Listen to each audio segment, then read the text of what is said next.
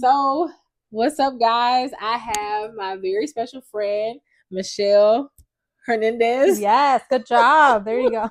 I said it. I have my friend on the couch with me today, and I'm so excited for her being here. And we're just going to talk a little bit about her story and what God has brought you from. And yeah, I'm not going to say too much, but I'm just going to let you talk. My story, huh? Yeah. So I feel like I have lived 3 lives already, but I guess I'll just start from the beginning. Okay. I am a child of four siblings. I have 4 siblings. Yeah. I am the youngest. Let's see, single parent household, that whole thing. Yeah. I wouldn't say that I didn't have necessarily like a normal childhood. Yeah. But let's see, growing up, single parent household, I have 2 half brothers. They were in and out of my life. But I had my sister. She's about 2 years older than me. We lived in Rhode Island. And let's see, my environment there, it was pretty, I would say as a child, like lonely. My mom, she did her best trying to raise us. And as a single parent, hard. She came from the Dominican Republic when she was 12.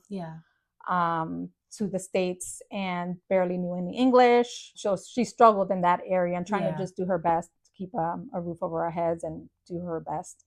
I think that she was someone who was definitely concerned about our well-being, but she was never really emotionally involved or aware of my like school or things that were happening in my life. I think she was like a typical parent where Hispanic parent where it's like, do what I tell you to do and not tell you why to do it or not to do it, just do what I tell you to do kind of thing, just listen to me.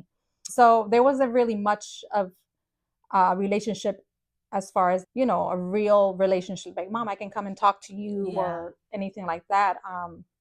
And I'm just saying that because growing up, even in school, like I wasn't diagnosed until just recently that I had ADHD or whatever. So school was really hard for me. My sister, on the other hand, she was really book smart. She was like the total opposite of me. But growing up, I felt like school was really hard for me. I was like a loner or someone just that I was very quiet, kept to myself. I was a really good student. My teachers always loved me, even in high school. I think that's why I passed, honestly. It was your behavior. Yes, my behavior. I was very respectful. I was very quiet, but I always kept things to myself. Gotcha. I didn't necessarily have people around me who would like, hey, how you doing? Or anything like that. It was just, you're a kid. You just go along with whatever's happening in your life, so to speak. But yes, school was really hard for me. Didn't have many friends. High school, I think, was the worst. Oh my gosh. Let's see. 14 years old, going to high school. I went to the worst high school ever, Central High School. Remember that? Yeah. We never really shouting y'all out, but we definitely say y'all the worst. Now just it was the worst. And I think that's where things really took a turn there for me in my life. My sister went to classical high school, which was right next door. And that's what for the smart kids, guys. That was for the smart kids. Okay. But 14 years old. So I'm like speeding up. 14 years old. High school was terrible. I was getting in fights.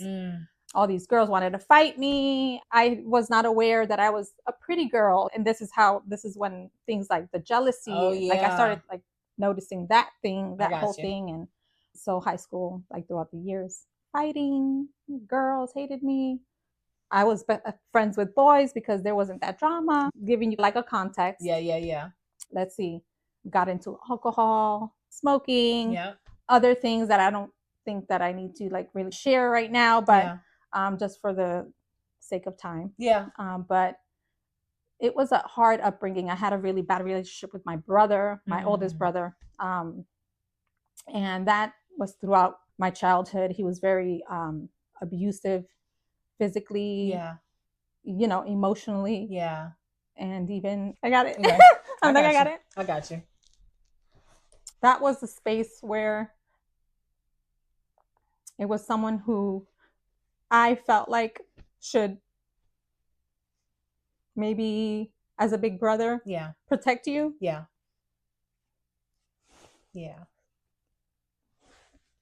got you, girl. I have a relationship with him now, but I think just when you talk about these things, they just brings a lot of emotions up. But he was someone in my life who should have been And coming from him too, he was like, oh, I'm your big brother and all of these things. But along with that, I think just his upbringing, I know he was broken too. Yeah. We had different fathers. I know his father was a certain way. Mm-hmm. And I think that he just learned from him. I got you. And so he was just doing what he was taught. Gotcha. Or what he, not even taught, but what he saw, because his father was never really a father. Yeah. So to speak. And so that was hard too, growing up. And even in my high school years, there were days where I would go and just sit in the back of the classroom and hide. Yeah. Because it was tough. I would have a black eye or so things like that. And I thank God because of where he has brought me through. Yeah. So many things, but just I'm sad for that girl. Yeah. For that little girl that went through that trauma. Yeah. Yeah. Went through that trauma and didn't have her father to take her under her wing and help her or protect her. And so as I'm here trying to share, I feel bad for her. I feel sad for her because it's not easy being a young girl, being a child, and not having that. And that also led to, as I got older, just growing up and having all this male attention. Yeah. And not knowing what a good man is, or what does that look like? What does a healthy relationship look like? And so I had a lot of attention from males, and that led to a lot of also mistakes. And with that being said, I feel like I tried my best. I always knew that I wanted a family. I always tried to be like a good person and just want good things. Like I want a family one day. I want to get married and all of these things. And these men would come into my life and try to take advantage of that because I think I was naive. And it was like, oh, here's this pretty girl and let me just take advantage of her and tell her I'm going to give her the sun and the moon and the stars, and it would end up badly. And isn't it like that? It's like this, it's like a storyline. And you see it in the movies where you see the person who is sweet and all those things, and they go through a period of trauma. Yeah. And then it's take advantage. Yeah. And you're trying to pick up the pieces. You're trying to keep your life together, even as a young girl. Yeah. And then here comes somebody that sees that brokenness, and they're like, I don't want to say it's like an attack, but that's what they're doing. Yeah. Yeah. To take advantage of, but keep going. Absolutely. And it was like, that's been like a cycle. Yeah. And it's, oh my gosh, I attract like these broken men, and it was a cycle for sure in my life. And it was very difficult and very hard. And fast forward to when I gave my life over to the Lord. Yeah. I was 25, I believe it was Mother's Day, 25. At this point, I had my 2 girls and I was dating someone, but I gave my life to Jesus. Yeah. And I think something shifted for sure, but the nightmare wasn't over. So what led to you giving your life to Jesus? Were you just around? Tell me about that. It's funny because, and there's so much that I have skipped a lot of things. No, it's good. It's good. My aunt, there was an aunt that I had, and she was 32 when she gave her life to the Lord. Like she pretty much became a nun. Yeah. And when on our vacations, which was to New York, to like my grandmother's house, or apartment, whatever cousins were there, she would take us to church on Wednesdays, right? And it was the worst thing ever. It was Catholic church, and it was like very, very structured, and you can't chew gum. Right. You have to be quiet. Right. So it was really hard. But she would take us to church. Yeah. In those moments. And then I do like the prayer. They would have like prayer sets and we would sing that stuff. So that's my introduction to the faith or to God. But they would frame God as he's in heaven, he's watching you. And when it rains, that means that he's sad. Those are his tears. And it's because you're doing something bad. And it was that kind of like, that's how I saw God. Put that fear in children. Yes, that should exactly. Not be there, but I got you. I got you. I'm tracking. So that was my introduction to the faith. But I always did believe. Yeah. And I carried that through my childhood, and I was always aware. But what led me to give my life over to Jesus that day, or how that happened, was my sister had a best friend, and her sister was going to a church. Okay. They would always talk about her and say that she was in a cult. And because she was always cooking for the church or going to these events. Yeah. She was giving them their money, her money. And so that's what I heard about it. So my sister and her friend went, don't go. Don't ever go. But for some reason, that day, I went. And they did an altar call. I didn't know that it was an altar call. I was like, oh, if this is your first time here, raise your hand. Come, we want to come pray for you. Yeah. The power of God just fell on me. I was not expecting that. Come on. I got baptized in the Holy Spirit. Come on. Yeah. Let's put a pin right there. Let's get a pin right there. Yeah. You come from visiting your auntie's church in a Catholic church. Then you go to your, what relative is this? No, it was in my hometown. In your hometown? Yeah, in my hometown, and it was a Christian church. Okay, then you ended up going to a Christian church because I fell under power. Yeah, and it was what a contrast. Come on, keep going. It's so good. It's good. It was amazing, and it was beautiful. Yeah, the experience was beautiful, and then I felt like the enemy knew what was happening, and it was like he inserted this man into my life. Yeah. Who was, here we go again, physically abusive, very jealous. Yeah. Like at this point, I had my two girls.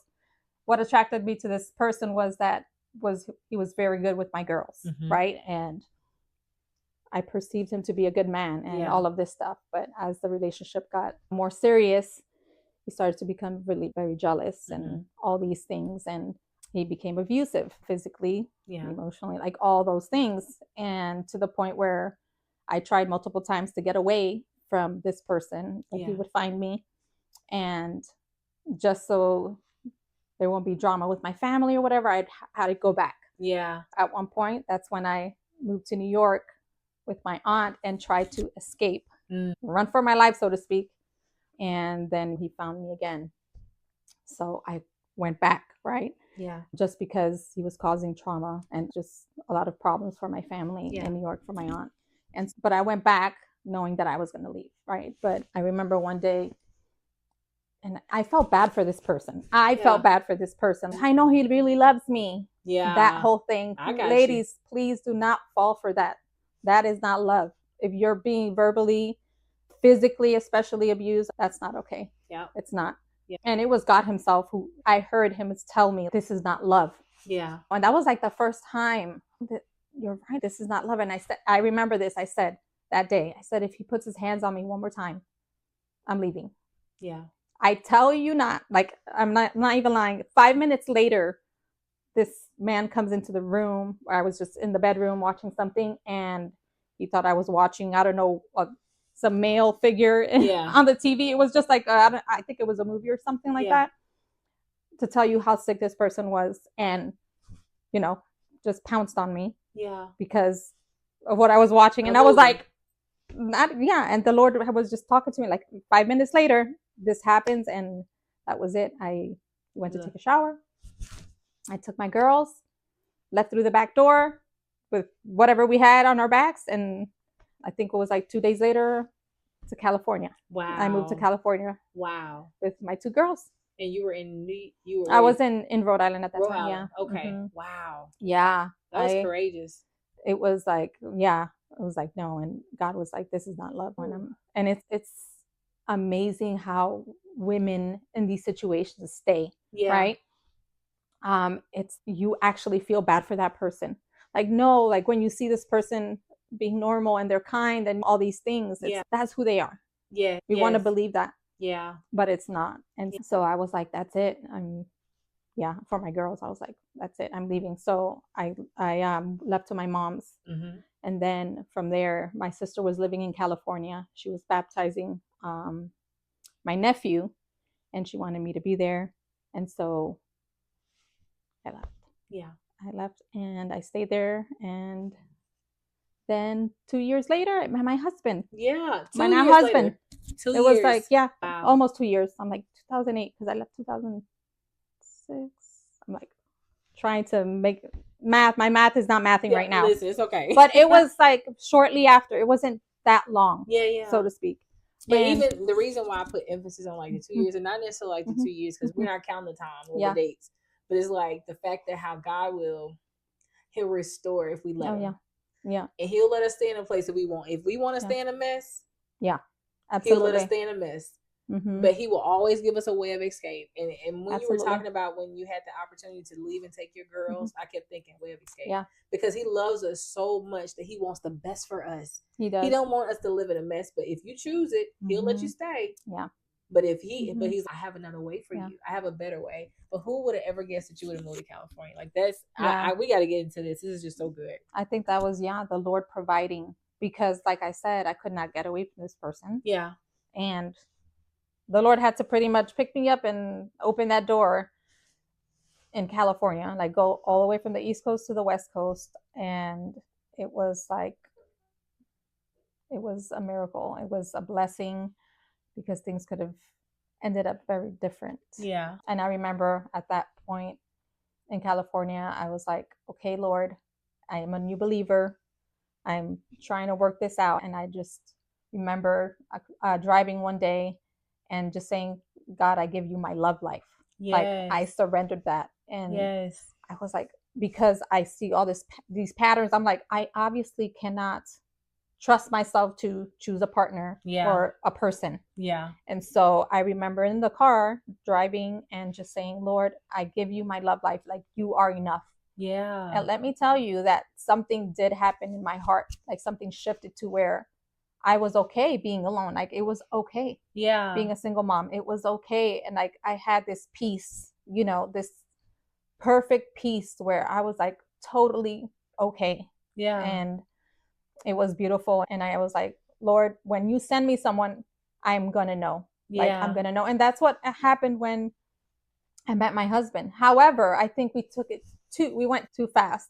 So I'm plugging that in because I think many of us, even if God gives us a green light about someone, doesn't mean to rush into that relationship to get married, because both of us had so much baggage that it affected parts our marriage. Yes, definitely parts of our marriage, things I think that we could have avoided. And I think that's definitely something that a lot of young people especially don't understand and don't have the wisdom. They don't really understand, why wait? Why go to premarital counseling? Yeah. That's something that I wish I would have done with my husband. Like we talk about it because we do couples coaching now. And so we're going to get into that. Yeah. But that's something that's definitely so important. Just because you have a green light or feel peace about a person, you don't understand the baggage that they're carrying. Yeah. Like when I met him, he had 2 girls also. Yeah. From a previous marriage, and I had my stuff as well. And so I passed a lot of things. Yeah. There's, the word of God is so important because there's structure, there's order, and there's law. There are laws for a reason. It is to protect us. That's true. And if we only saw it that way and knew and understood, I think we would be more cautious. Yeah. And patient. If all the things. Yeah, absolutely. I love it. Like the patient, love, kind, all the things. Because you're going to the source. And once you go to the source, then you'll see it, or the fruit in your life, you'll see it reflected in your life. Oh, Michelle, this is so good. Yeah. Man, I want to talk about this fashion thing. I was trying to let it go, but somewhere in there, you had a niche for fashion, and I want to kind of. I always love fashion. I mean, I love colors. No, I told you, I was like, if I had the finances, I'd be dressing. Listen, all of us would be like Gucci down, Gucci down. Not Gucci. No, I don't. I like me. I don't like the Louis Vuitton, the Gucci, that kind of branding. No knock. Sorry. No knock. It's just me personally. It's different. It's more about colors and just things. You have an eye for it. Yeah, I love when I see certain colors together and certain fabrics, and just I love all that stuff. Yeah. Every time I see Michelle, she's always so put together. So I had to mess with her with that. But you literally have a love for fashion. I want you to talk about that and how your escape, all of that was inside that transition. No,